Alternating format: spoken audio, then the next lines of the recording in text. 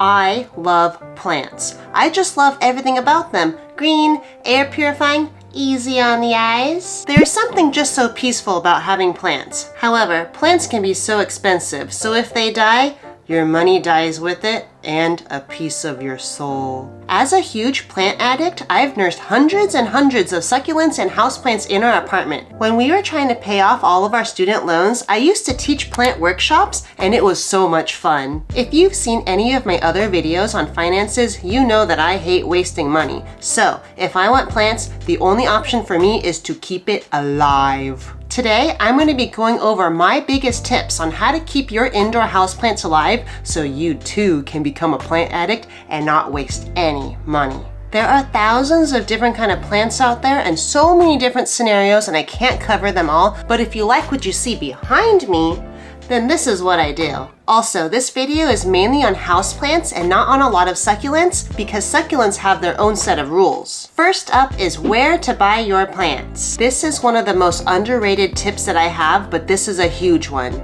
Buy from a plant nursery. Not a Trader Joe's, not a Home Depot, a plant nursery. The reason you want to buy at a plant nursery and not like a Trader Joe's is because Trader Joe's is good at everything else. Pumpkin spice, pumpkin fall, pumpkin this, like delicious everything else. But then they also have plants. Due to the many employees, it's harder for the watering schedule to be consistent. So by the time you get your plant, it looks healthy, but then when you bring it home, 2 weeks later, you might notice that your plant is dead. But the reason it's dead is because it was overwatered. So it actually might not be your fault that your plant died in 2 weeks. You want to go to a place that actually specializes in plants. Wherever you decide to buy your plants, the next thing you want to do once you see a plant that you like is to actually take the plant, pull it up gently, and take a look at the roots from the bottom. If your plant just comes right off like it gets beheaded and there's no healthy roots, then that is a problem. Now I'm going to show you some of the roots from the bottom. You want to just make sure you can see some roots and they look kind of healthy. The thicker and more plump the roots are, the better. The next thing you're going to do is actually look for rotting. So just look in the base of the plant, and if you start to see that the stems look kind of mushy and kind of like brown, and you can kind of poke them and you feel kind of slimy, then that's not a good plant to have, and most likely that's going to die on you. After that, the next thing that you're going to want to do is look at the plant and inspect it and make sure there's no buggies and not a lot of gnats anywhere. Like gnats are like those fruit fly things. So this plant passed the inspection. Okay, so we just covered where to buy your plants, and now I'm going to cover which plants to actually get from the store. These are the plants that I believe are the most forgiving, so I think these ones are really good for beginners, plus these ones are my absolute favorite. First up is my favorite plant in the world, and this is called a pothos ivy. This you're gonna see right here, here, here, here. There's some underneath me down there. There's some in the living room. There's one right there over my bed. These are the best. They trail long, they're air purifying. They tell you when they need to be watered. It is amazing. We'll cover watering in a little bit. I wanted to show you my favorite plant ever. Actually, we don't talk about favorites in this household, but if I were to tell you, this is my favorite plant. I'm stuck on the cell phone cable. I feel like Cruella de Vil. Okay, I'm gonna stand up and I'm gonna show you how long this plant goes. Okay, here's the bottom. Here I am spinning around. Can you see how cool this plant is? This plant is amazing, like the best plant ever. There are a lot of different kind of pothos ivies, and I have a bunch of them. I have a silver pothos, a golden pothos, I have a neon pothos. There's lots of pothos, and they're wonderful. So another plant that I really like is what we call a philodendron. This one's also pretty easy and forgiving, and it doesn't trail as long as a pothos ivy, but it is, I would say, very forgiving. Yeah, this one's a really good one. Okay, this is another plant that I really like. It actually surprised me. I didn't like it a lot at first, but look, it just kind of just grew. This is what we call a peperomia, and there are so many different kind of peperomias, and they're just so adorable. I gotta put my peperomia back. This is the one that's kind of behind me all the time. This is called a snake plant. Snake plants are really easy to take care of too. They're actually AKA mother-in-law's tongue, whatever that means. These ones are nice and forgiving too. Also, I hand casted this cement container myself and the drip tray, and when we were trying to pay off our student loans, I had my other side company named Barton Burns, and I used to make hundreds and hundreds and hundreds of these. I don't make a lot of these anymore, but for a long time, I mean, these made me thousands of dollars and it was just so fun. So that's how I have so many plants. I would make things, sell it, and then buy more plants. And also pay off a lot of our student loans with the net profit. This is another plant I like, and this is called a fiddle leaf plant.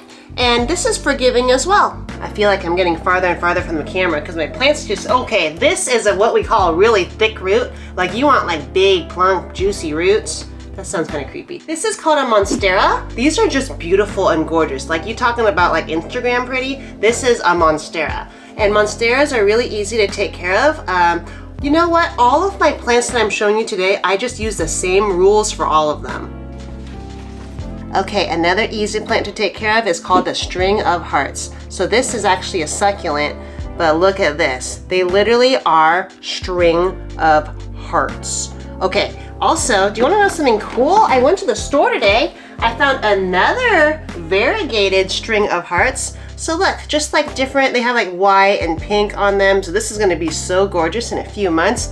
Okay. Also, really quick, this is called string of turtles. Oh my gosh, string of turtles. I've been looking for this for a long time and they finally had it at my nursery. I was so excited. And then the lady was like, can I help you today? And I'm like, no, I have my string of turtles. My turtles. If we are talking about really popular plants, this is called a string of pearls. Now, I actually think that string of hearts is easier to take care of than string of pearls, only because string of hearts seems a little bit more forgiving, but if you apply the same rules I'm about to teach you to a string of pearls, you will be just fine. String of pearls is also a succulent. Okay, last out of the easy category, I would say is an areca palm, like Erica palm. Another plant that I don't have here is called a ZZ plant, but that's also a really easy plant to take care of. If you like what you see so far, click that subscribe button. Here at Build Your Moxie, I cover self-improvement, productivity, and finances. Now we are on to container and soil.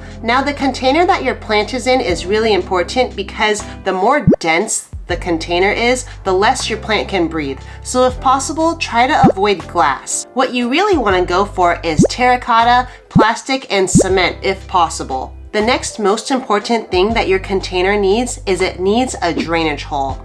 And the reason why it needs a drainage hole is because even though it's a plant, you don't want it to sit in soggy water all day. That's like a marsh. And you know, like marsh is muddy and we don't like that.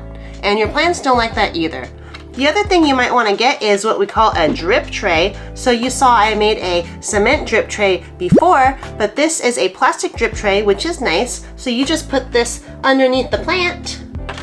There you go. So when you're watering the plant, it can catch all the water. The reason why a drainage hole is so important is because we're trying to prevent root rot. Root rot means rotting of the roots. Now let's talk about soil. So you want to make sure that the soil is not too crazy packed tight because then the roots have nowhere to stretch out their little legs. So look for some soil that has good little pumice rocks or perlite rocks in there, or you can always just add it yourself. And you can get this on Amazon, or you can go like to a nursery and just buy some pumice or perlite. The other reason why it's important to make sure that there's little rocks inside your soil is because when the water comes down, if it's too tightly packed, then the water just ends up running off to the side and not actually getting to the roots inside the soil.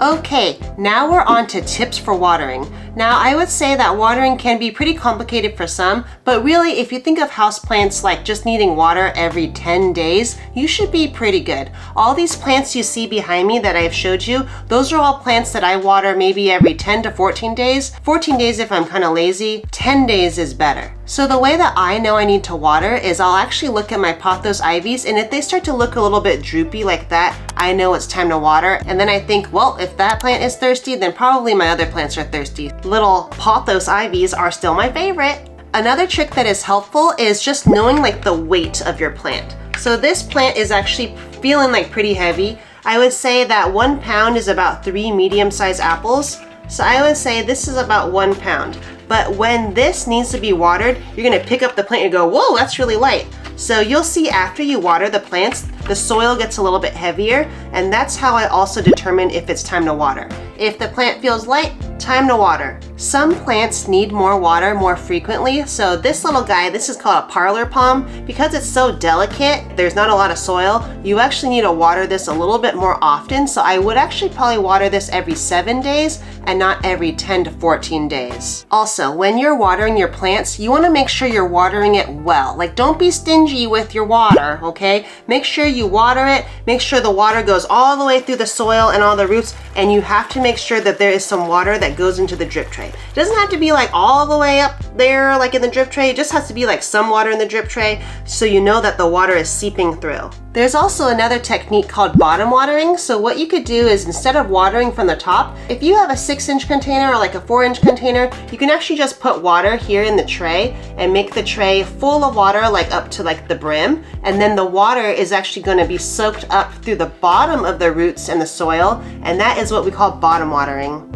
But you still want to make sure you don't water the plant too much. If you put a ton of water from the top and then you have like all this water from the bottom, your soil might get kind of soggy. You want to make sure you're preventing root rot. And then also there's gnats, like little fruit flies that can come. Buggies like wet stuff. Gross. If you do find that you have a lot of fruit flies, like, just because of your food or because of your plants, I have this one thing I got from Amazon. It's called yellow sticky traps. For some reason, bugs just love yellow. So you stick it in this little clip right here, then you poke this thing into your plant, and then all the bugs just like stick right on it. I just wanted to show you my favorite watering can. It's just so cute, and you can hang it, but it's just like, I just feel so cute and fancy when I'm watering my plants. I got this one from Amazon, so I'll be sure to link this below if you want to be cute with me watering your plants.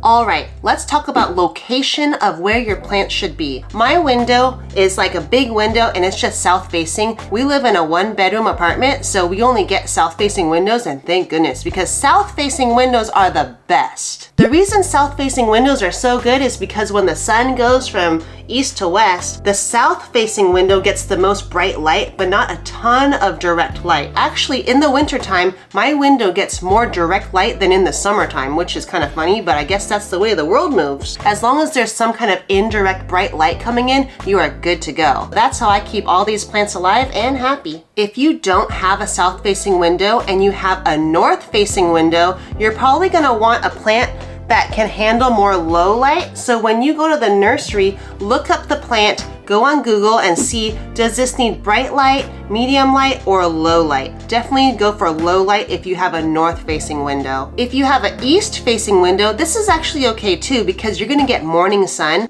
Morning sun is good for succulents, it's good for houseplants, that is totally fine. But if you have a west facing window, that can get really hot, especially in the summertime. I live in Los Angeles, so it gets really hot on a west facing window. What you want to do is move your plants far away from the west facing window so it's not being like burned from like the glass. Let's say that you're someone that has no windows. Like let's say you're in an office with plants. There are some plants that can do it, like some ZZ plants can do it, sometimes a philodendron can do it, sometimes a pothos ivy, but what you might want to do is just take the plant home over the weekend and then bring it back to work, but I can't promise you much success there.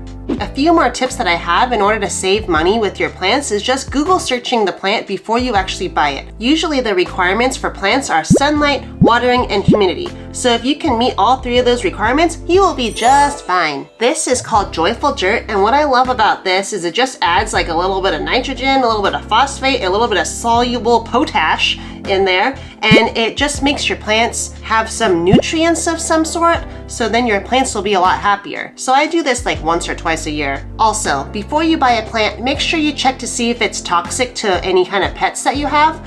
Most of my plants are toxic to the baby tortoise that we have. His name is Tortuga. However, his max vertical reach is only 14 inches, and we have a doggy door. So even if he could pass the doggy door, he can't even reach past 14 inches. So we're okay. Welcome to the jungle, but not for my tortoise. Another good tip that I have is usually the bigger the plant, the easier it is to manage. And this is because I figure, well, it's lived this long, so probably it's more resilient.